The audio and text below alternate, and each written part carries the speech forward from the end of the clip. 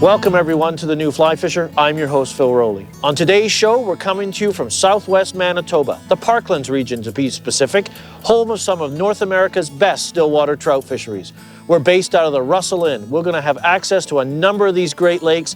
It's late fall, it's crisp, it's even cold sometimes, and we're gonna show you how the smallest flies can catch you the biggest fish. It's gonna be a great show. We hope you learn a lot.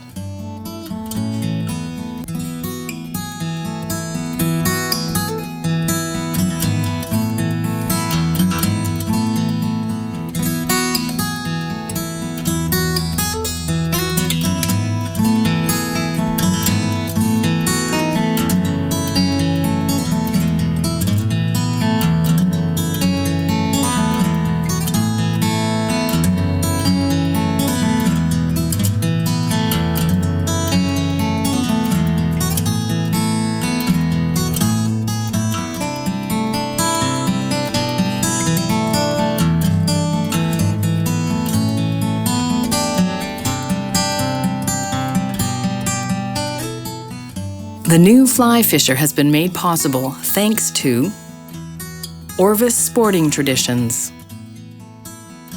Scientific Anglers, Able Reels, Ross Reels, Superfly, fly fishing for everyone. Okay, let's set the stage.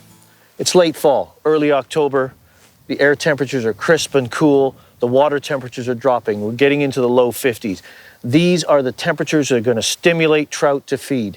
They're going to feed aggressively. They're going to come into the shallows, less than 10 feet deep. We're situated right against the tules here. It's 7 or 8 feet deep right back in there. They can easily navigate through the cattails or along the perimeter of these tule beds, and they're going to be feeding on anything. Leeches, bait fish, immature damsels and dragons, scuds. This is where small flies for big fish can really pay off. Let's see if I can sweep this right out the point.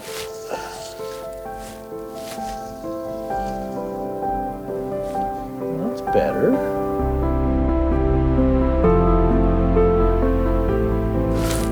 Fish on, fish on. Oh, it feels a little better. Oh yeah, we have a nice brown trout on. Nice brown trout, right off the point. That's one of the structures you want to look for, the little points. Minnows will gather there. That's where predators are going to hang out, the smallest piece of structure. Try to get the side pressure into the fish. I have to come forward here. I think I've got them well hooked. We want to put pressure on them, but we don't want to horse them. Using 6-weight rods here.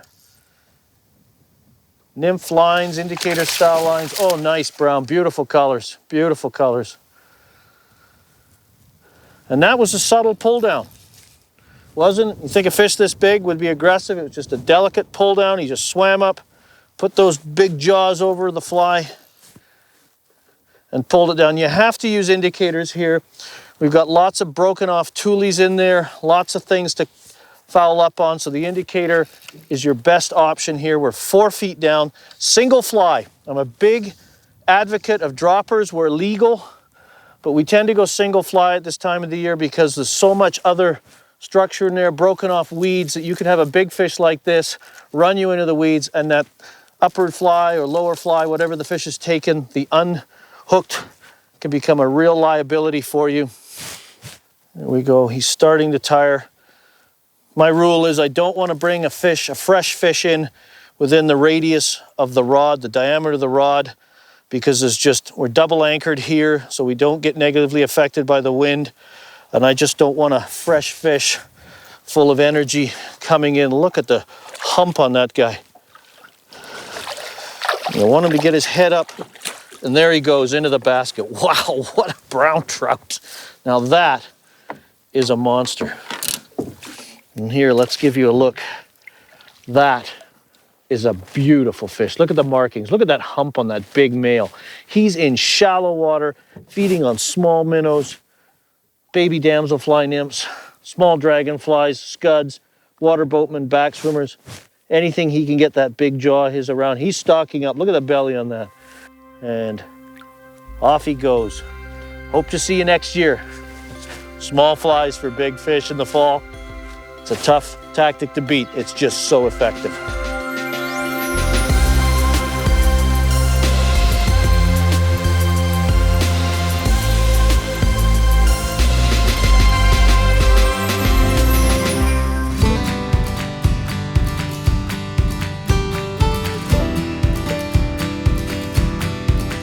Today, Russell, Manitoba, Canada is our Stillwater hub for the week. The town of Russell offers amazing access to the world-class trout lakes located within the parkland region of southwest Manitoba. Two of my favorite waters include Patterson and the slightly smaller Carrick Lake. Both of these lakes are full of feisty rainbow and brown trout, many of them reaching trophy proportions. The Russell Inn is a perfect base camp. In addition to the close proximity to Patterson and to Carrick, the Russell Inn is centrally located to other fantastic lakes including West Goose, Corstorphine, Purse, and Twin, renowned for its aggressive tiger trout. What makes the Russell Inn a unique destination, I think, is that we haven't forgotten what hospitality is all about. So we like to find out what each guest's needs are, and then we like to deliver that. We open our restaurant early so that fly fishers can eat early and get out on the lakes, and we'll keep it open late for them too in the evenings. We have a cluster of services. We have Subway, Tim Hortons, we have a restaurant, a full-service pub that provides food service late into the evening. We have all-inclusive packages as well as a special fly fishing rate that runs in May, June, and September, October every year. So we're very diversified, so we can provide really whatever anyone needs, whether they're traveling as an individual or with their family or with a corporate group.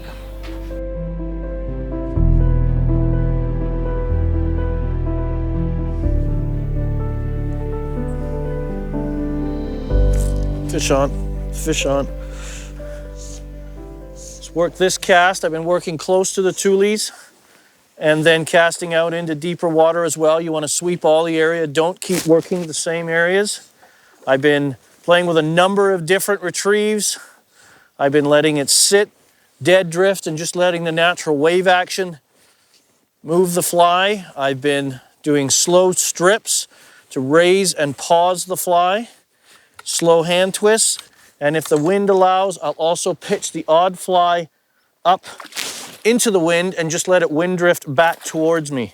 Works very well with leech patterns, balanced leech patterns, and micro leech patterns.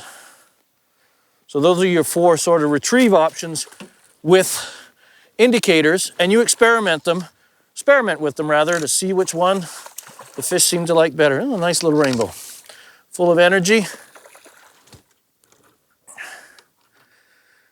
This cold water really stimulates their aggressive feeding nature, and small patterns are perfect for them. We took the bruised leech on the bottom. Out comes the fly already. Got a little belly on him already. Let's let him go. Come back to be a bigger fish. We'll catch him next year. So there you have it, your four retrieve options. You can just pitch it out there and let the natural wave action animate the fly. You can strip the fly back using 6 to 12 inch pulls. It'll raise and flutter the fly. Don't do that a lot, but just slowly cover the water.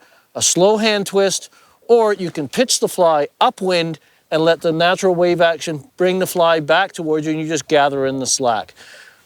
Pick an option that the fisher seem to like, and then stick with it. So you're always experimenting.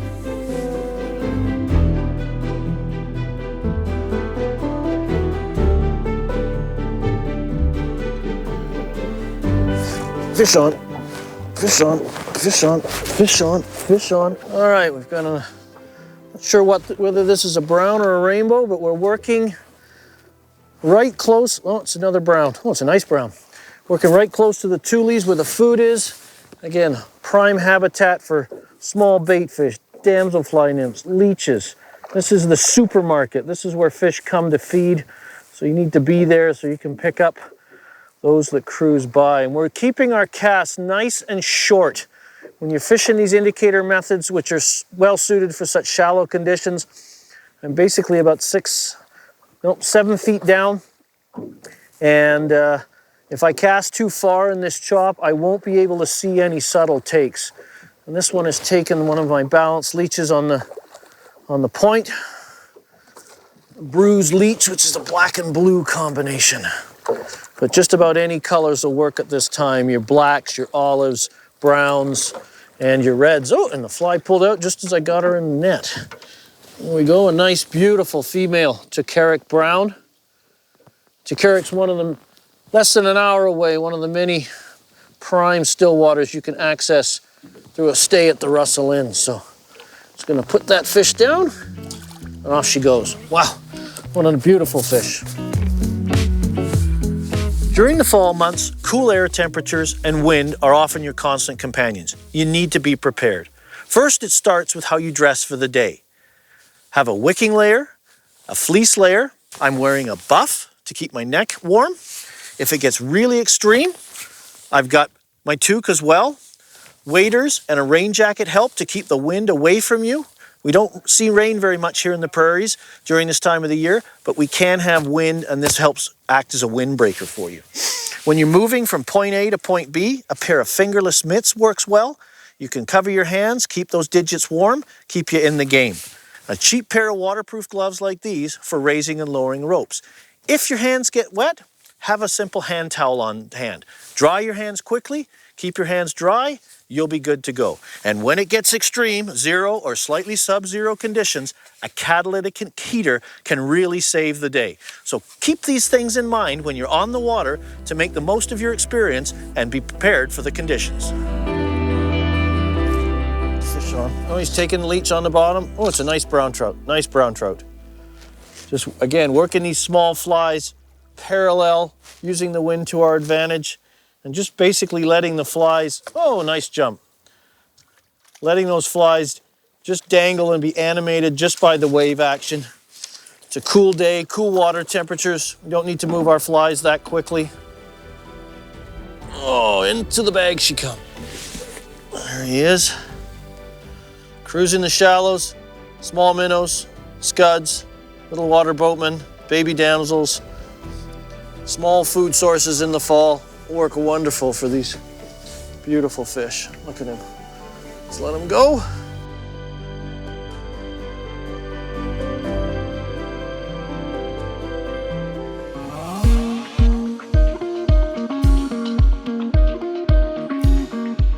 By the fall, the major hatches for the season are complete.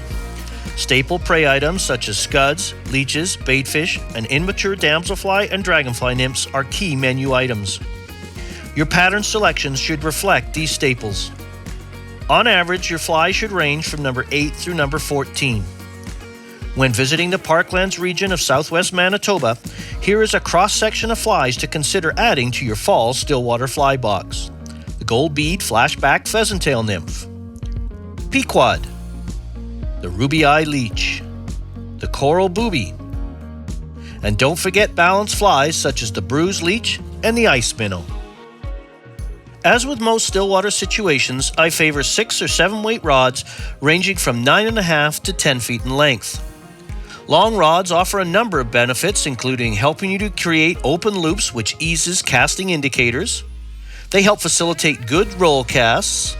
And once you hook a fish, the ability to steer and control the trout until you subdue it and safely net it.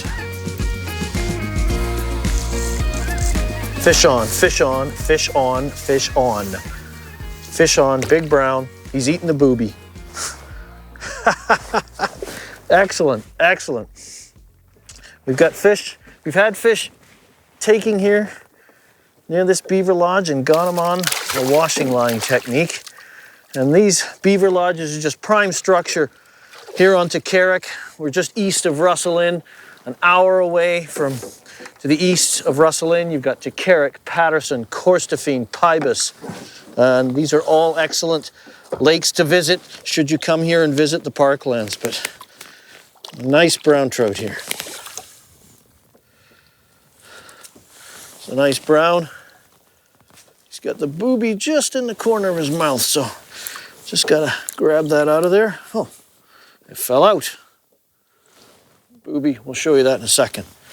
There is a nice brown trout. Nice average, maybe a little smaller than average in some of the lakes, but gorgeous specimen nonetheless. available to you just a short drive from Russell. And you can catch these a variety of techniques, these small flies for small fish, strike indicators, slow sinking lines, and particularly the washing line technique I use to take this one. So we'll just let this one go. We'll see if we can get another. So what am I talking about when I say the washing line technique? Well, it's a technique from England, and it involves a 2-fly setup, okay? And in this case, I've got a ruby-eyed leech on the dropper, and I got a buoyant, this is a peachy colored booby. Clearly nothing in a lake looks like this. This fly has foam eyeballs, it has lots of attraction, it wobbles and shakes, and it triggers an aggressive response. But the other benefit it has is this buoyant fly helps keep this fly suspended as though it was on a washing line. So I've got that blended perfectly with my line choice today being a clear intermediate stillwater line. And that's the washing line setup. Perfect for sinking lines, and it also works on surface flies too during emergencies and things like that. So add the washing line to your repertoire. It's a great little trick and it really works well. Today I used 2-leader setups. For my slow sinking lines, such as the hover and clear intermediate, I used a standard 9-foot leader tapered to 2X. I then added 2 to 3 feet of 2X or 3X fluorocarbon to the leader using a triple surgeon's knot. For my floating line, I used a 7.5-foot leader, a quick release indicator, and a small number 14 barrel swivel. I attached the barrel swivel to the leader using an improved clinch knot. I then attached 2 feet of 2X fluorocarbon leader to the swivel, once again using an improved clinch knot. My overall leader length was no more than 12 feet. When you're fishing small flies for big fish, the line selections are pretty simple. It's a shallow water game. You want to be using floating lines for with and without indicator presentations. Clear intermediates, hover lines, we're working shallow water, less than 10 feet, often less than 5. It's a simple selection, that's really all you need to bring. About the only other line you might consider is a fast sinking line if you're fishing boobies over shallow, clear water where you're using the attractive pulling power of a booby to drag fish. That fast sinking line pulls the booby down and you can use that fast, erratic retrieve to entice a take.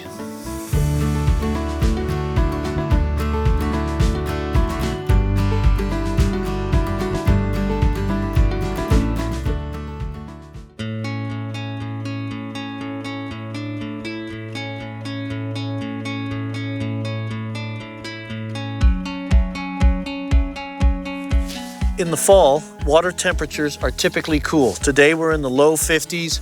We're hoping to even see the temperatures drop lower. Retrieve speeds are critical. You want to match your retrieve speed to the water temperature. So generally it's going to be slow retrieves, slow strips, slow hand twists. Most of your food organisms are small, they don't move very fast, and the trout, their metabolism is starting to slow as the water's cool, so you need to keep your flies slow when you're retrieving them. Probably the only exception is a booby. We fish that aggressively, we fish it fast to draw that aggressive predatory response.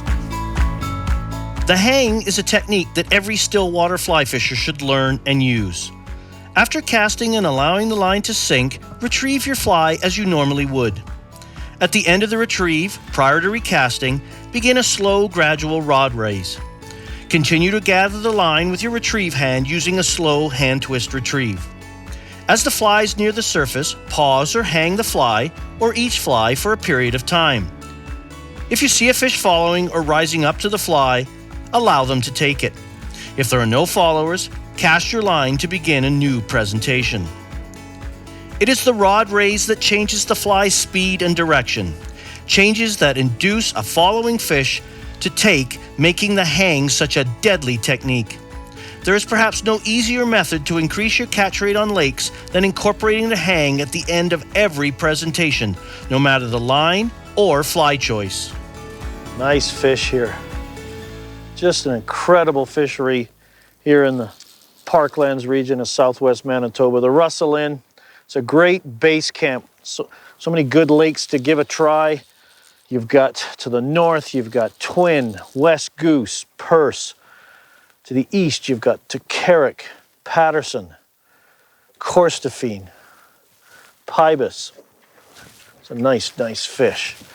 These small flies in the fall for big fish. I know there's probably some of you out there thinking that big fly, big fish on these productive lakes. It's just such a small prey is probably easier for them to catch. Nice brown here. Just a wonderful experience here. Beautiful colors in the fall. Browns are fall spawners. They can't really spawn successfully in these lakes, but they certainly get dressed up for the dance, and they're just beautiful fish.